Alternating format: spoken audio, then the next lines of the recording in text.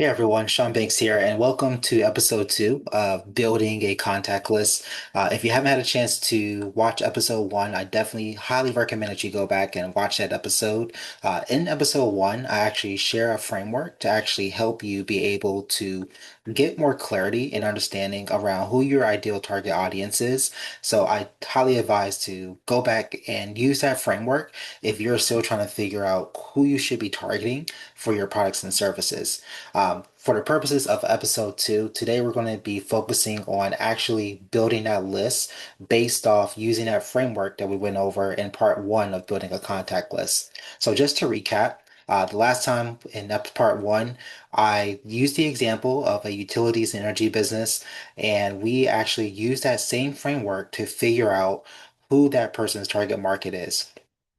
So one thing I do want to bring up that I didn't really, uh, I guess, share on episode one is that when you're using this framework, I want everyone to keep in mind that your everyone's framework is going to be different. Everybody's going to have different customers that you're reaching out to.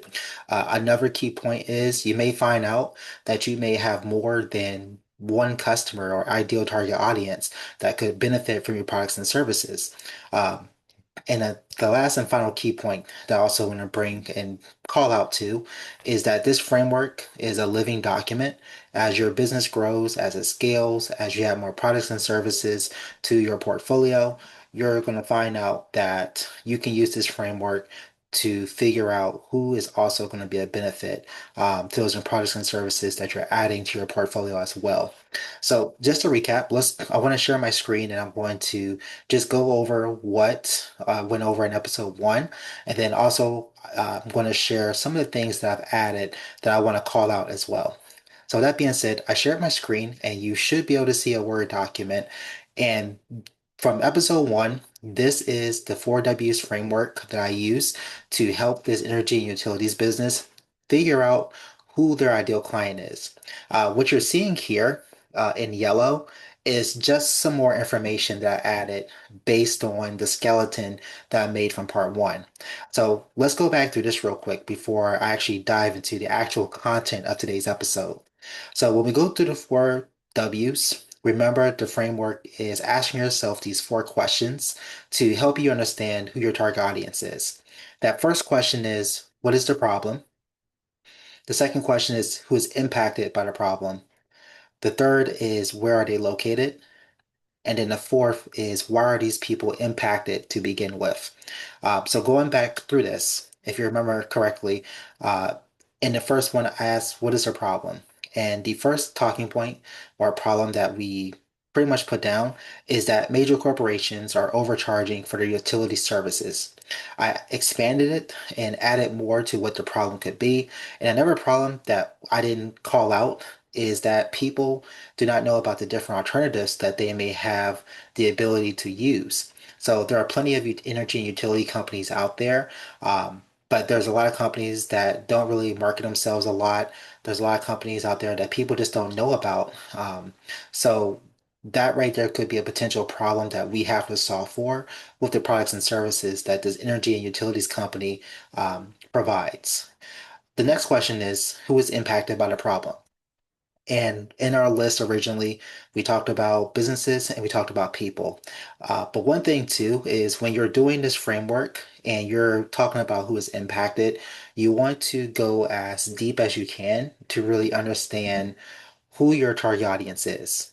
And this more than just naming a couple of businesses, it's more than naming a couple of people or different personas, is really going deep into the demographics to understand who's really going to be a fit for the products and services that I offer.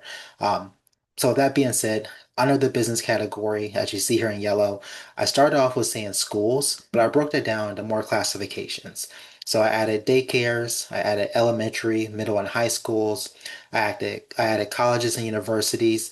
These are all different types of schools and institutions that I can reach out to talk about energy and utilities. Um, in, a, in addition to the businesses, we have restaurants, hospitals and clinics, We had apartment complexes. As you see here, I went deeper with apartment complexes, and I said, hey, complexes with 100 residents or less, complexes that are brand new, complexes that do not offer a lot to their residents. These are all just examples of businesses that we can be reaching out to that actually could fit the criteria for who we want to sell to originally. And then for the people part, we were talked about households, we talked about apartment renters, but something you also want to keep in mind too, going back to what I said, when you're going deep into knowing who your audience is, you want to pay special attention to or focus on like what are some additional characteristics or demographics that you can add. So I did ask some questions here that I could potentially ask myself later when going back through this 4Ws framework is now what is the age range for apartment renters? What's the education level? What type of occupations do these people have? What's the lifestyle? All these are valid questions to ask yourself when you're trying to build out who are those personas that you want to reach out to specifically. Another question is going back to the framework is where are they located? And one of the main points we talked about is states have regulations amongst energy and utility companies. So you can't just reach out to any state. You want to make sure you're going after a state where there's no regulations on what companies can be utilized by the citizens in that state. And I came up with a small list: Maryland, California, Texas, Maine, Delaware.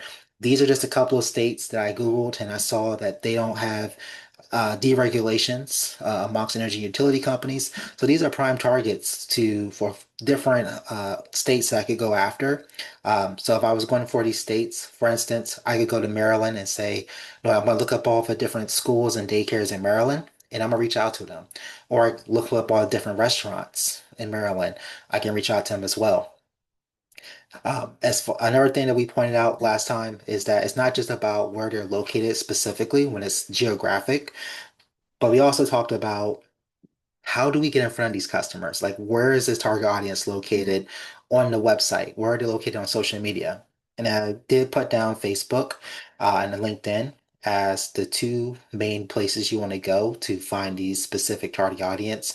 Because if you remember, Facebook is good for B2C, LinkedIn is good for when you're doing business to business. And then lastly, we have why are these people impacted? So there could be a number of reasons, again, why people are impacted by this specific problem. It could be the corporations do not have any competition in these specific areas. People and businesses do not know all their options. And then, of course, there's state regulations that we called out before at the top with the Maryland, California, Texas, Maine, and Delaware as examples. So that being said, now that we have this framework, now we have know who we're targeting specifically, now we can start focusing on building that contact list. So for today's example purposes, I am going to focus first off on the businesses. And I want to say, let's say for example, if I want to focus on daycares in one of these states down here, the first thing I'm going to do is I'm going to do a Google search and I'm going to see, what daycares are in the state of Maryland. After I do that, I definitely want to make sure do a check to see what people work for those institutions that I could potentially reach out to that makes sense for. So I'm gonna I'm just reshare my screen again, and I am actually going to share with you my LinkedIn. So I'm sorry, I'm going to do a Google search first. So in the Google search bar, I'm just going to type in daycares in the state of Delaware. And then you're going to come to these list of businesses right here, and you're going to see all these different businesses within Delaware that are considered daycares. If I click on the More Businesses tab, I'm going to see on the left that I have another long list of all these different institutions in Delaware that offers childcare services. So for today's example, let's take a look at this first one right here, the learning experience. The first thing I'm going to do is I'm going to click on their website and I'm just going to look to see, what is this? What is just to get more information about this specific business. So I see here uh, they have all, I'm looking at this website and I'm just browsing around to see, just get a little bit of information on them. When it comes to research, I'm going to do a whole separate uh, video on how to research businesses and how to actually help form your messaging. But for today's purposes, I just want to make sure that one, this is an actual business.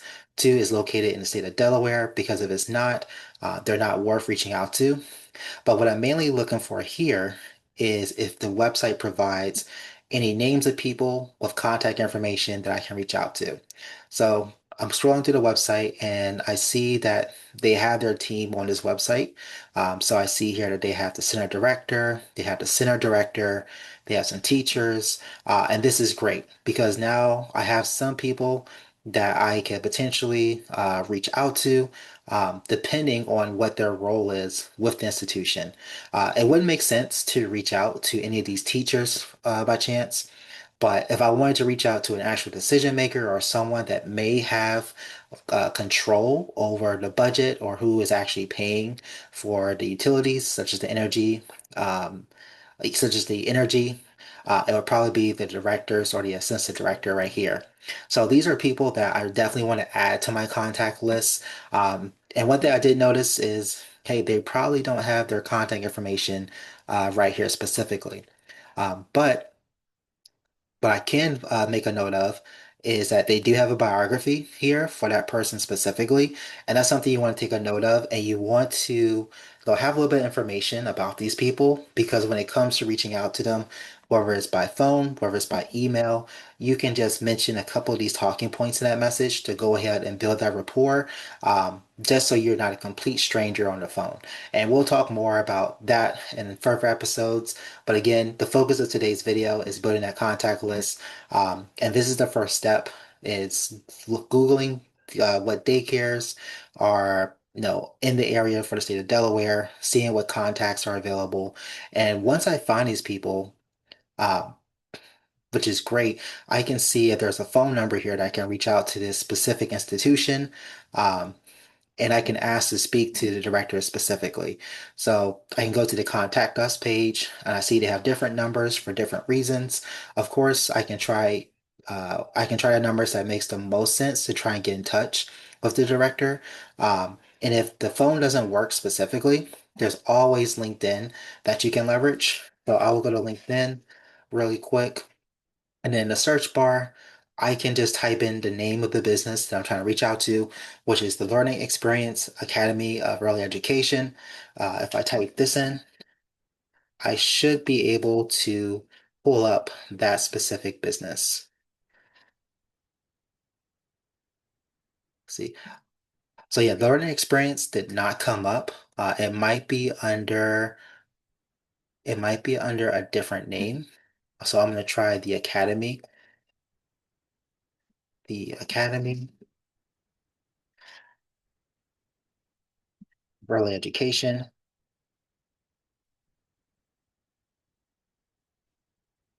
Again, that doesn't work out.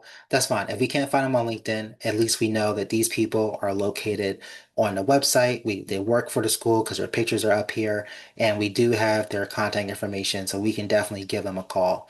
So that was the first part of actually going about building your contact list. Now, let's go back to our framework for a minute.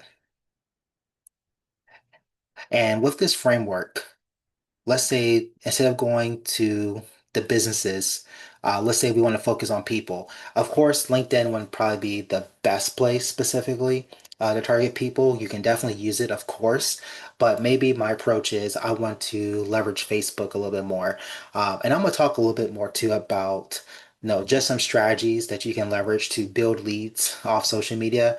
But for this purpose of going after people specifically, and you're trying to build a contact list, you really want to think about how can you get in front of these people. And what I mean by that is if you think about apartment renters, if you're going after apartments in the state of Delaware, you can just literally look up the different apartment complexes and you can reach out to whoever the director is or whoever is the manager and just say like, hey, I'm selling energy and utility services to different apartment complexes. We wanted to make sure that you knew about the different alternatives that your apartment complex has.